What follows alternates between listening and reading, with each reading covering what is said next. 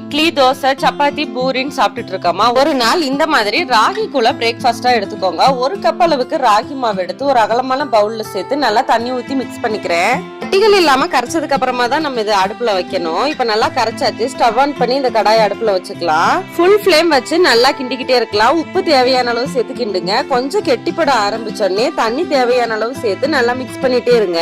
நம்ம எடுத்திருக்க ஒரு கப் அளவுக்கு ராகி மாவே 4 பேர் குடிக்கிற அளவுக்கு தாராளமா வரும். 4ல இருந்து 5 டம்ளர் வரைக்குமே வரும் பெரிய டம்ளர்ல.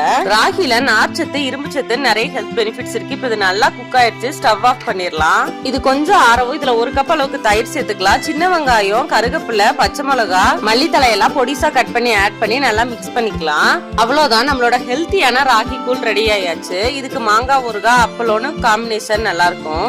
வீக்லி ஒன்ஸ் ஆவது இந்த ராகி கூழ மார்னிங் பிரேக்ஃபாஸ்டா எடுத்துக்கிறது நல்லது. கிட்ஸுக்கு ரொம்ப பிடிக்கும். எல்லாரும் ட்ரை பண்ணி பாருங்க. தேங்க்யூ.